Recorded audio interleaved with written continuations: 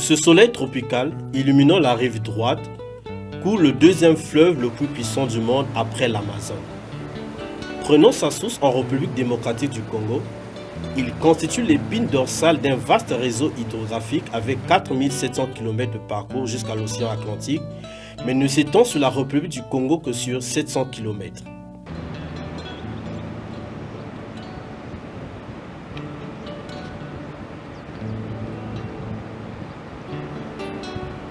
Le fleuve Congo renforce l'éclat du paysage brazzavillois en arborant des sites naturels prodigieux comme l'île Mamo en amont et les cataractes de Brazzaville plus en aval.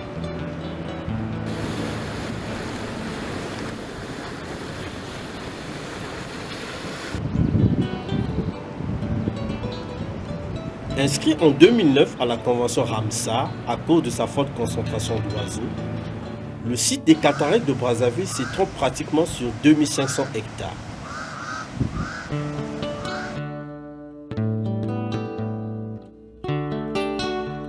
À cet endroit, le lit du fleuve se resserre et admet une vue très rapprochée de la façade fluviale de Kinshasa.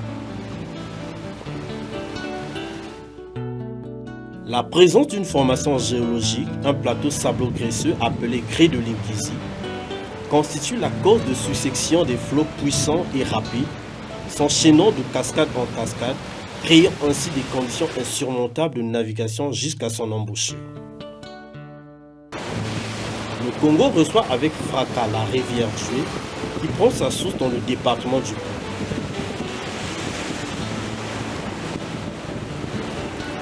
Sur le pont, on peut contempler de près son embouchure.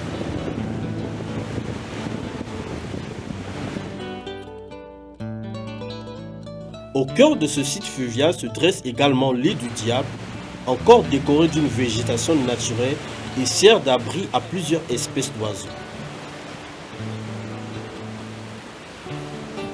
Au crépuscule, on peut assister à un cortège d'hirondelles et de hérons survolant la surface des flots. D'aucuns disent que l'île abrite d'autres espèces animales. Cependant, l'île reste inaccessible jusqu'à nos jours à cause des difficultés de navigation.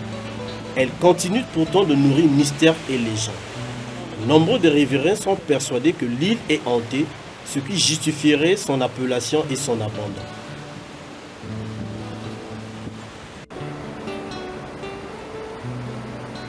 Les cataractes de Brazzaville offrent des curiosités touristiques fascinantes. Certains visiteurs y viennent pour la détente, le loisir et la restauration. D'autres pour l'escalade des rochers et des balades en pirogue.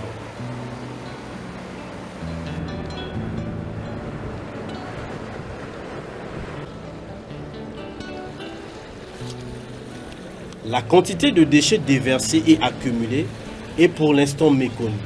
Mais à vue d'œil, 70% environ des déchets sont constitués de matière plastique. Nous n'avons pas encore fait d'études exhaustives pour mesurer l'état de la pollution du fleuve Congo. Mais nous disons que c'est une pollution silencieuse. Comparativement à d'autres, le plastique est l'un des déchets dont la décomposition dans l'eau s'effectue lentement. La plupart de nos cours d'eau sont envahis par ces déchets qui ont du mal à se dégrader. Et pour se dégrader, ça peut prendre plus d'un siècle.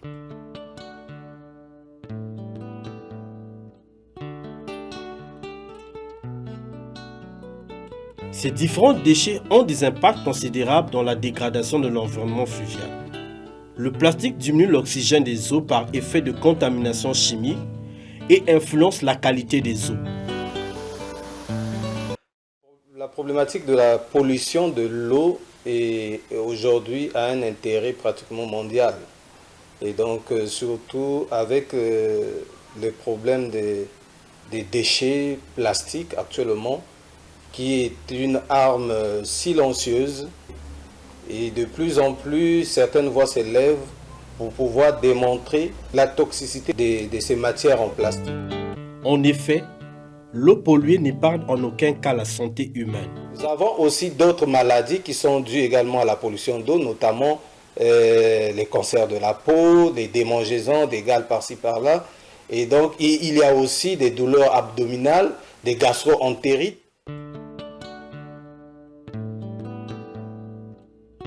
Le plastique dans l'eau se décompose en microparticules et sert d'aliment aux poissons, ce qui influence d'une part la diminution du taux de croissance des poissons et empêche l'éclosion des œufs et d'autre part influence la chaîne alimentaire.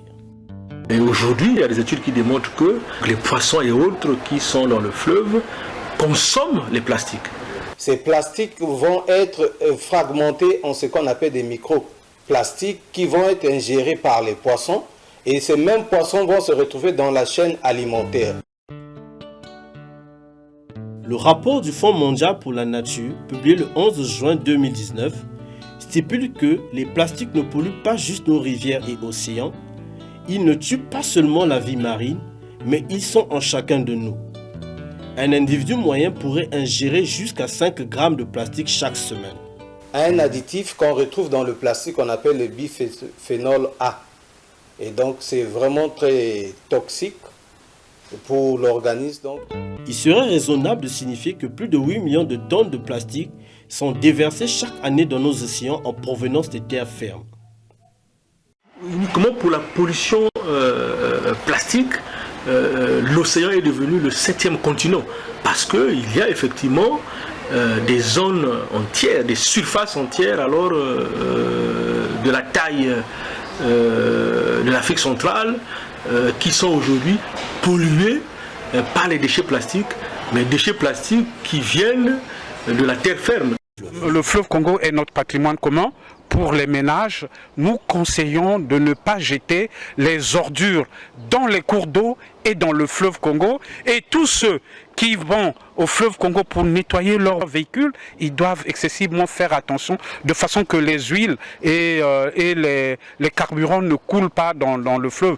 Parce que continuer de sensibiliser la population, continuer d'éduquer la population pour qu'elle comprenne que la bouteille que vous jetez dans la rue peut se retrouver au fleuve Congo. Le poisson que vous consommerez plus tard peut l'avoir mangé aussi. Parce que le conseil que l'on peut donner après avoir fait usage, il n'est pas bon que ces matières en plastique se retrouvent dans nos eaux. Des déchets n'est pas pris en compte à sa juste mesure. Pourtant, le danger qui nous guette est absolument remarquable. L'Association pour la valorisation des patrimoines et des terroirs a réalisé ce film documentaire afin de mettre en exergue la situation de pollution silencieuse du fleuve en vue de la prise de conscience dans l'assainissement, la réduction et la revalorisation des déchets du fleuve s'échouant dans l'océan Atlantique. En effet, responsabiliser le consommateur et le producteur serait un atout majeur dans la réduction des déchets. Nous avons fait une étude qui a été publiée l'année dernière par le PNUD. Il a été révélé donc dans cette étude que la responsabilité élargie des producteurs est désormais consacrée dans le cadre juridique de plusieurs pays.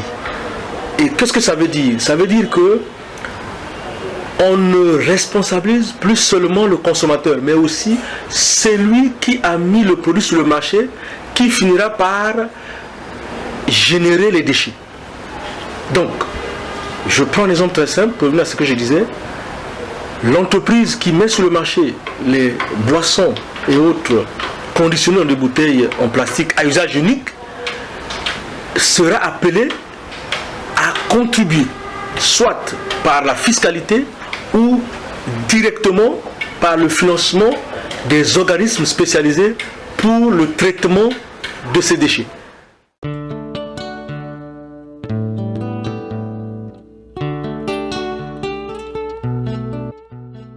Visitant certains cours d'eau de Brazzaville, les membres de l'association proposent l'idée de réduire le traînage des déchets vers le fleuve. Il existe plusieurs cours d'eau dans la ville de Brazzaville qui se jettent dans le fleuve.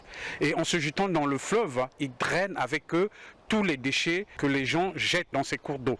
Et donc nous, au niveau de l'association pour la valorisation des patrimoines et des terroirs, nous proposons que les gestionnaires de la cité construisent des filets de rétention de ces déchets pour qu'ils ne se retrouvent pas dans le fleuve. Et comme sont des déchets, nous pourrons réduire le taux de pollution de notre fleuve.